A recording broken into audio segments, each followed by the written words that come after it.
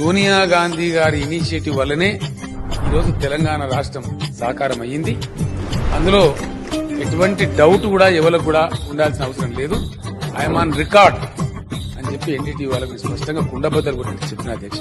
इसमें कोई शक नहीं है कि कांग्रेस के बिना तेलंगाना का गठन कभी नहीं हो सकता था.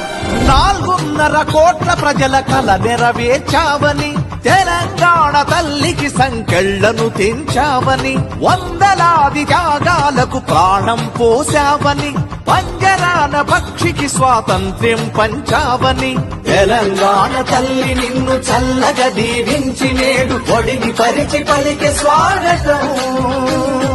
60 ఏళ్ల ఆకాంక్షకు ఆయువు పోసిన తల్లి అందుకు తెలంగాణ వందనం. కాలాన్ని పార్లమెంట్ లో బంధించి ప్రత్యేక తెలంగాణని ప్రసవింపజేసిన తల్లి సోనియాకు వందనం.